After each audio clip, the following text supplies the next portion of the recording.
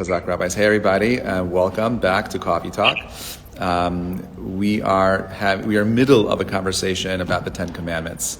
What do you mean you're unable to live stream with the custom services? It says you're doing it. You're preparing it. All right. I apologize. I'm having some technical difficulties on this end of the stream. No, I was flying from New York to Los Angeles, and I'm sitting next to this guy, and he says to me, are you Jewish? I say, yeah, I'm Jewish. He says, well, what does Judaism teach? Like, what is the fundamental teachings of Judaism? What is at the core? What does it mean to be involved in your Judaism? He says, for me, it's about loving people, loving humanity. Now, if you had to go ahead and explain to someone what Torah, what Judaism is, what do you tell them? Is it hold on a second, I want to try this again. I want to restart this and see if this works. If you just tell them that it's unable to do it, this is not good. That means I'm not going to have a recording, and I need to have a recording. Why aren't you streaming live? Let's do it at least on Facebook, and let's see what happens. I apologize again, everybody. I'm just having some technical difficulties here. I need to get this out there, and I'm pushing it like this. Let's see what happens. Isaac, how do you do that? You're both on Zoom and on Instagram at the same time. You're a rock star. Guy's everywhere. He's a beast. All right. There we go. And now we have a go live. Okay, let's see if this works. All right, I apologize. Again, I apologize. So you're sitting there and you're trying to explain what exactly Judaism is. And Judaism is a very unique in that it's not just this lovey-dovey kind of, feel-good religion that just says, be nice to people, turn the other cheek, and everything will be okay. Say your seven Hail Marys and everything, you'll go straight to heaven. Judaism has a lot more meat in it. Okay, and that meat is a request to have a deeper understanding of its basic principles. So we don't really see or think about the Ten Commandments of having a great impact on our lives, right? We don't think about how the Ten Commandments are ideas that, we look to for guidance. We just see them as nice principles, we see them as unique opportunities, and so on and so forth. I'm not looking up for the Instagram stuff to be working. I'm looking for my Facebook stuff to be working. Normally I'm able to push, and for some reason I can't push. So I'll just have to rely on this recording. I don't know why I can't do it on my streaming services are not working. I apologize. For those people that normally tune in on Facebook, you could either come into the Zoom call. If you're on Instagram, find me on Instagram. Anyway, so you have a structure in the actual Ten Commandments that I believe are the core of what we want you to learn about your own Judaism. And most people, we don't think of it. We just think, there are these 10 arbitrary commandments that are there to teach me a little bit about, how to be a good person. So we know that there are two layers that are built into the Ten Commandments. On the one hand, you have what's written on the right side of the Ten Commandments, and you have what's written on the left side of the Commandments. And then you have the idea of the fact that there are two tablets. And the question is, why didn't God just give one tablet that had all of the 10 Commandments on them? Just give me one big stone that says Commandment 1, 2, 3, 4, 5, 6, 7, 8, 9, 10, and that's it, I'm good. I don't need to have all this other stuff that people speak about in the Ten Commandments. Just give me the simple, stupid version, one tablet, and I'm good. This way, when Moses broke the tablets, he only had to break the tablet and not the tablets, and so on and so forth. So why to have two?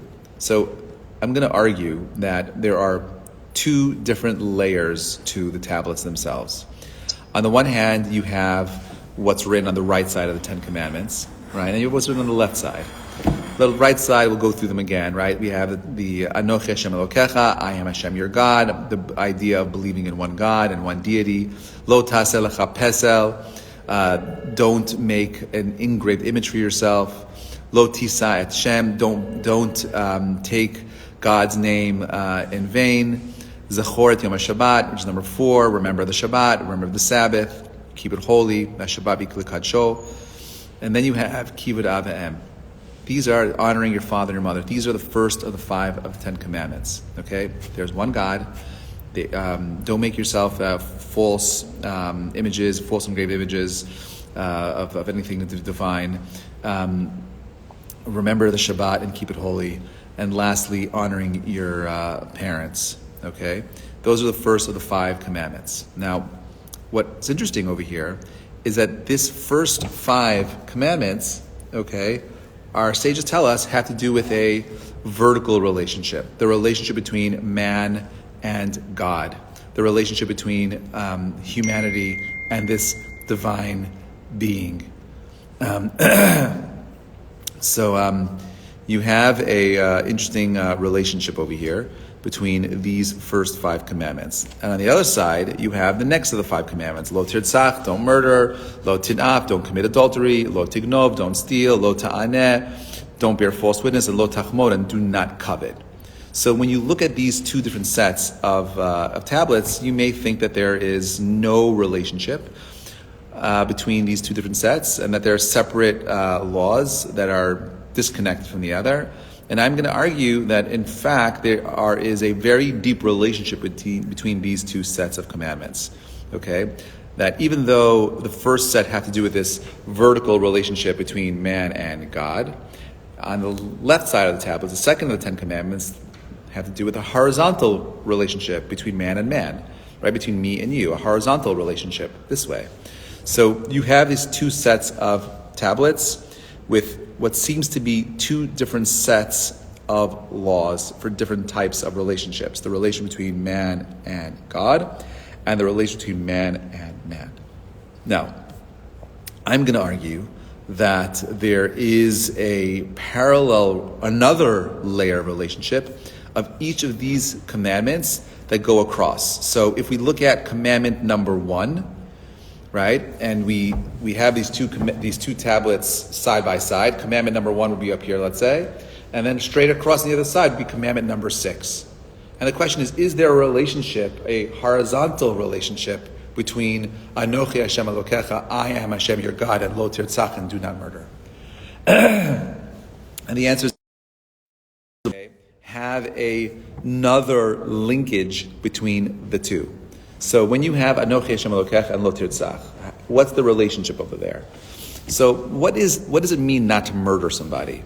Okay, do not murder means that if I go ahead and I kill X, okay, and I say, this guy, Shimon, he's really bothering me, he's really annoying, the world would be a much better place if I just got rid of him. Okay, I want to get rid of Shimon. I don't like the guy. The guy's driving me crazy. So what does that look like? I say, well, I don't like this guy, and therefore I'm going to figure out a way of just erasing him from the future of history. In another way of looking at it, a deeper way of looking at it, is that we know that each person was created b'tselem Elokim. Each person is created in a very specific vision of in God's soul. Right? God, each man has an aspect of the divine in him. Each person has this beautiful reflection of godliness that they are reflecting in the world. And therefore, when you say that I want to kill someone, in a nutshell, what you're really saying is that I'm also killing this aspect of God in the world. So by not murdering, you're also supporting this idea that there is a God in the world, because you don't want to go ahead and destroy this expression of the divine in the world that you and I live in. So we see this deep relationship, and therefore don't do away with others. Right? Lo tirtzach, Anochi Hashem Elokecha has this parallel relationship. Okay, so we see that. Well, if I am someone who believes in a God, and I believe that God created man in the image of God, how could I go ahead and murder him and destroy that image of God? So they support one another. Okay, then you have lo tisa, right? Don't make for yourself a graven images. All right, but lo tinaf, and don't commit adultery. What is the relationship between these two commands? So on the one hand, you have this idea of, a marriage. If you're in a healthy relationship, you know that what makes that marriage sacred is the fact that husband and wife take an oath that says that we are here solely for the other, and we are not sharing any parts of ourselves with anyone else. That separation is what makes that relationship holy. When you go ahead and you bring in a third party into this relationship, you are committing adultery. Okay, you are bringing someone else into the sacredness of this relationship, and you're breaking that unique sacred bond that the two of you have. The same is true with taking in other idols. You bringing another idol, you're breaking that sacred relationship between man and God. The opposite side of that is lo tinaf, don't commit adultery. So you have another parallel. The first parallel is recognizing that you're created in the image of God. Don't do away with others. By doing away with others, you're doing away with God. Okay, and on the other hand, you have this idea of don't commit adultery and don't make for yourself an engraved image, showing you another parallel over there of don't betray the relationships that you have. Okay, now let's go on to the next level over here. You have a lo tignov, do not steal, and lo tisa, don't take God's name in vain. Now, what does it mean not to steal? The rabbis were very, very specific when it came to this idea of stealing. Okay? Do not steal means do not kidnap. Okay? Now, what does it mean not to kidnap? What is kidnapping? Right? Kidnapping means that you're taking away someone's body. Okay? And there's a deep relationship between kidnapping someone's body and somehow desecrating God's name. Now, I think that this idea of the word for not taking God's name in vain is lo tisa, which doesn't really translate as do not take, but the word tisa actually means to lift up and carry off. And it looks much more like carrying. It's almost as if God's name is being visualized as some sort of tangible thing that you could pick up and carry away with. So what does it feel like when you come home and you see a policeman outside your home? You see all the yellow police tape, you see your house broken into, there's shattered glass, and almost, I think universally people will say that it feels like, it feels like you are being violated. That, and being violated is something that normally we think about in terms of ourselves. So, like, God forbid, rape is a violation. Our body is being attacked. So when the 10 Commandments, and the Seta Dibrot, suggest is that you can be violated in another way. You can violate a relationship by taking somebody else's precious things. And really, this gets to the commonality between what we call the rabbinic interpretation of stealing, which is, we mentioned over here, is kidnapping and taking God's name in vain. Kidnapping, of course, is taking a person's body. Now, if you think of your body really is your most precious possession. Normally, when you think about your possessions, you think about your money, your car. You don't really think about your body as a possession, okay? But the fact that's not true. Now, one of the greatest proofs that it's not true is that the expression that we have for our body, which is we call it my body. My body means there is a me that has a body. My body is the way my sense of self gets to express itself in the world, and therefore it's the most important thing that I have. It's the most important, valuable, it's absolutely invaluable. I can't have an expression of the self without my body, right? If you think about it, when a person's body in a horizontal relationship, God's name in a vertical relationship, God doesn't have a body. How does God's selfhood express in this world? How does God express himself in this world? Through his name. So in other words, there are two sorts of expressions of self in this world. There's an abstract expression of self, which is the name, And there's a super concrete expression of the self, which is the body. And therefore, when we say don't violate a person by violating his name, lo tignov, or lo tisa, right? We're talking about don't violate this abstract or concrete version of a person's identity. God's identity is expressed through his name, and a person's identity is expressed through his body. So you have another relationship over here between these two ideas going across the Ten Commandments, number 3. Now, you have number 4. Okay, number 4 is Zechor et Yom HaShabbat Lekadsho.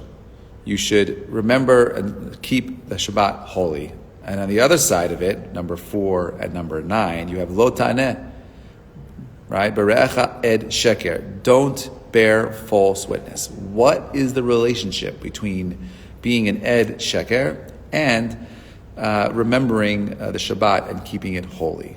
Is there a principle that unites the two of them together? And the answer is, of course there is. Okay, so what is it? Well, think about it. Why do I keep Shabbat? Yes, I keep Shabbat because there's this mitzvah calling Shabbat. But when in reality, when I or you are keeping Shabbat, what we're really saying is that God rested on the 7th day. And therefore, when we keep the Shabbat, Zechor et Yom HaShabbat b'kadshehu, and I make that day holy, by me keeping Shabbat, I am testifying, I am being a witness to the fact that God created the world in 6 days and rested on the 7th day.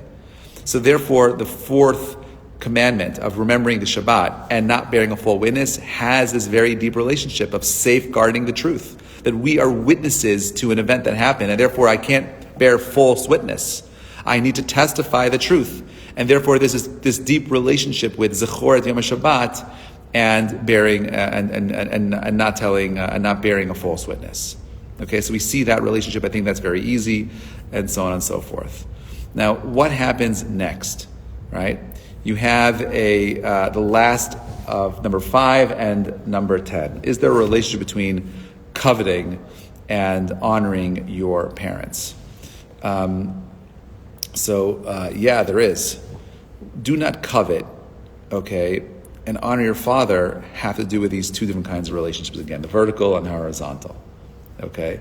So let's talk of it like this. Why?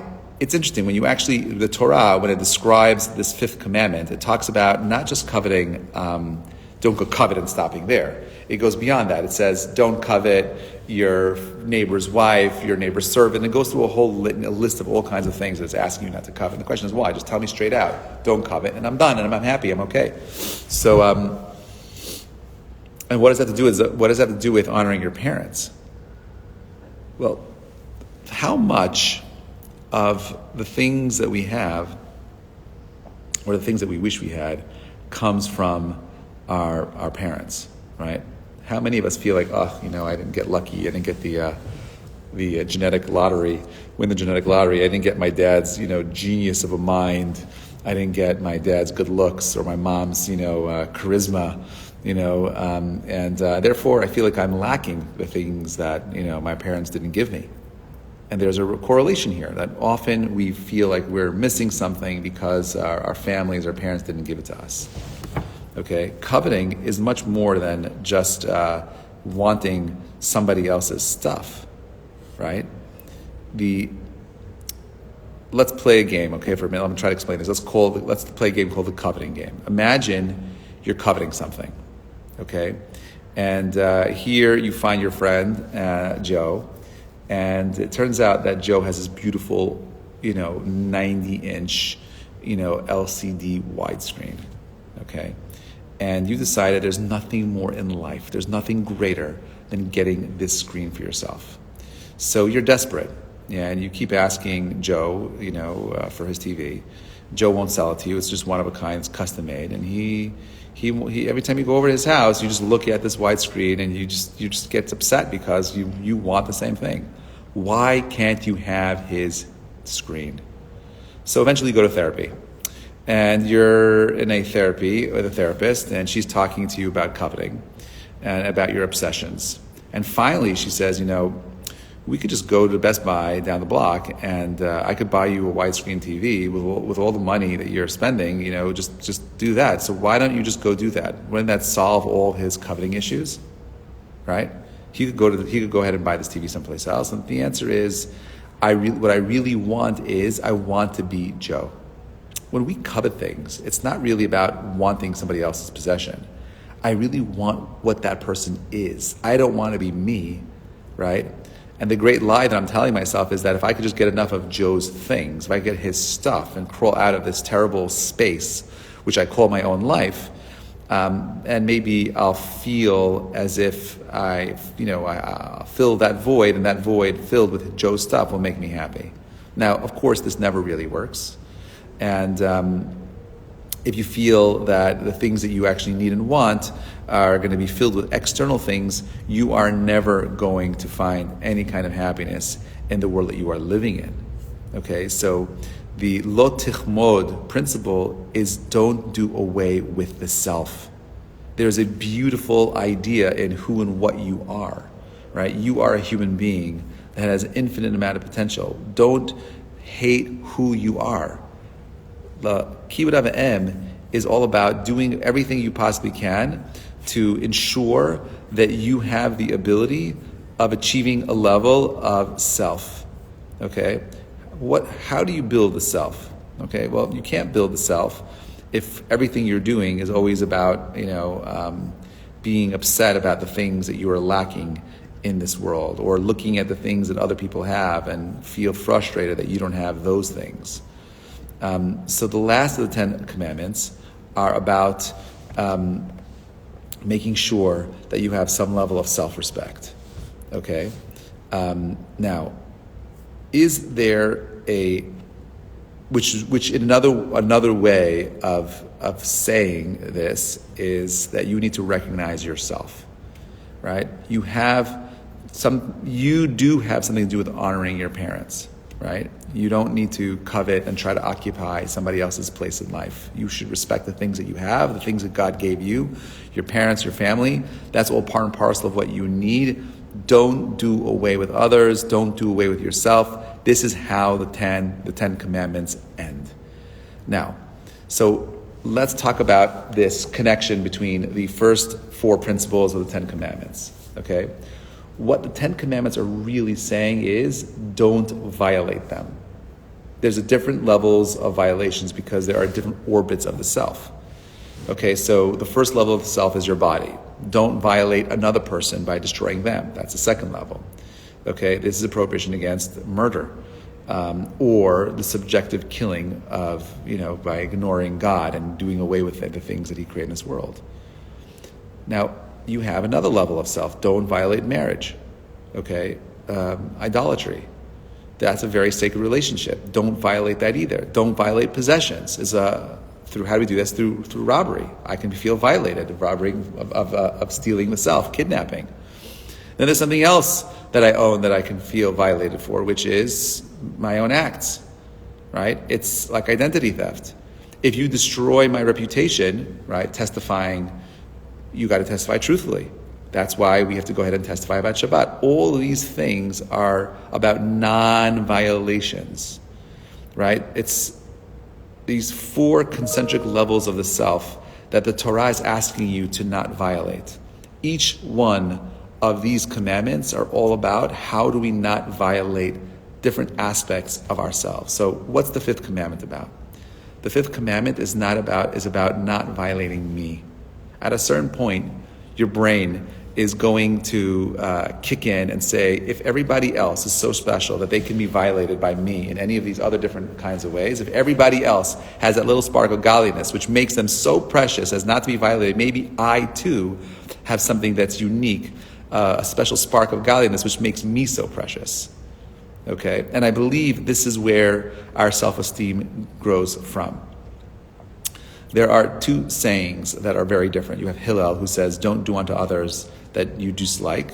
And then you have something that Rabbi Akiva says, that the whole entire Torah is all about love, of loving people. Now, Hillel tries to boil down the Torah into one principle, that, right, which is hateful to you, don't do to your friend. And one of those interesting questions about what Hillel is saying is that there is no verse in the Torah that says that you should not hate somebody else. Where do you get that from? And I believe he gets it from here. He gets it from the Ten Commandments. When you look at the Ten Commandments, the way we looked at it just now, when you boil down those 5 principles, down to one idea, what is that idea? The idea is basically don't treat others the way you wouldn't want to be treated.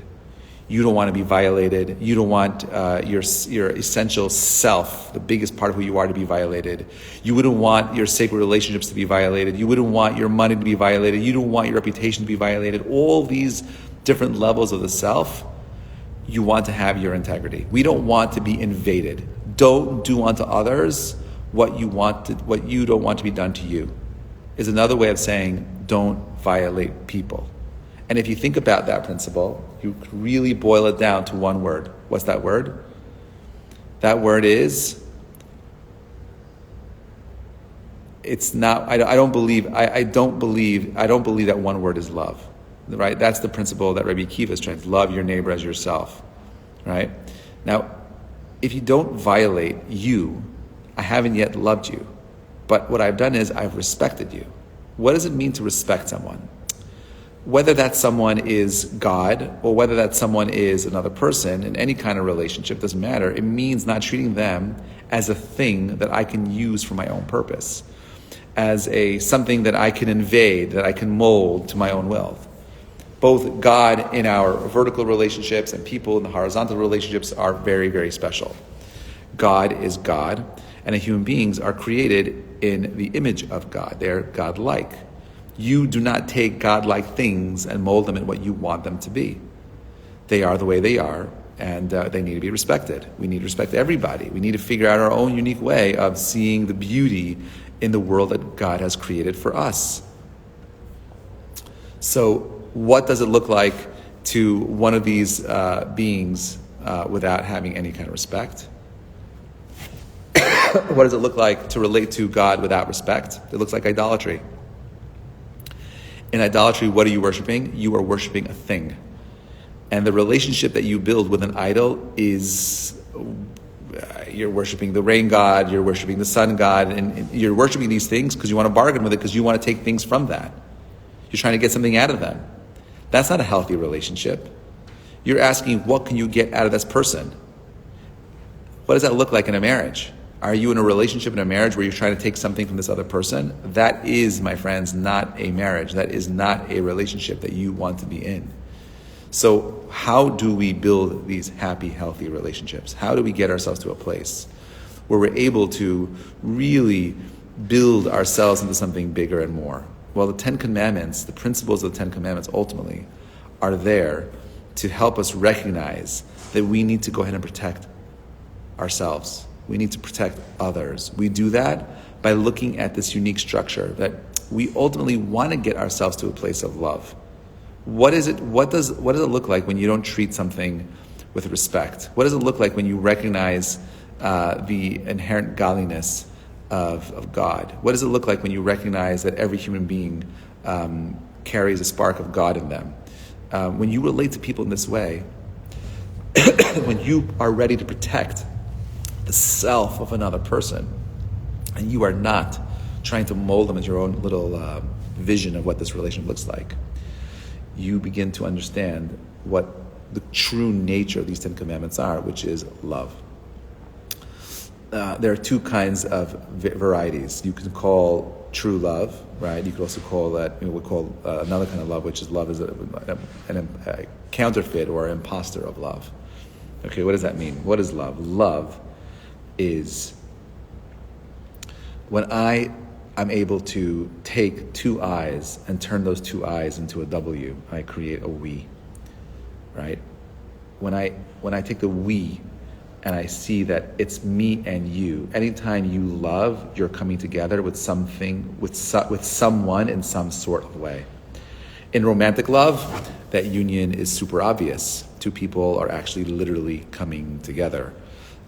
Physically, emotionally, spiritually, but in any kind of love relationship, that's always true. We create relationships, we unify with other people. We join them. When we join their team in a company, we make friendships, and we create a we out of that relationship. But any time you join, you can join in two ways. You can join with respect, or you can join without respect. When you join with respect, you honor the two I's that make this we.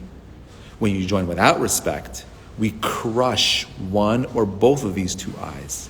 And what does that look like when we crush an I? It looks like all kinds of things. In a romantic relationship, it looks like domestic violence. I look at you and I see any shred of independence that you may be manifesting as betraying our relationship. How come you have your own friends? We have our friends. Why do you need your own money? We have our money. Why do you need your own time to yourself? What about us? Okay. When you destroy the I in that relationship, you're destroying this respect for that individual. We need to join but yet somehow preserve that unique identity. And I believe that this is ultimately what the Torah is telling us. The Torah is telling us that these 10 commandments, these 10 principles, are not just arbitrary 10 commands. These 10 principles are all about how we can get ourselves into a place where we could live with this basic principle of respecting others, respecting the self, allowing us to get to a place of deep love. Wishing you all an amazing week. I hope this helped expand some of your ideas of what the 10 Commandments are trying to impart.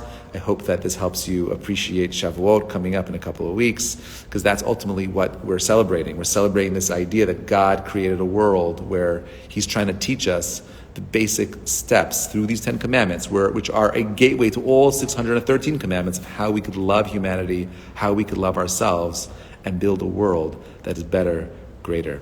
Shavuot Tov, and looking forward to our next conversation. Thanks so much for listening.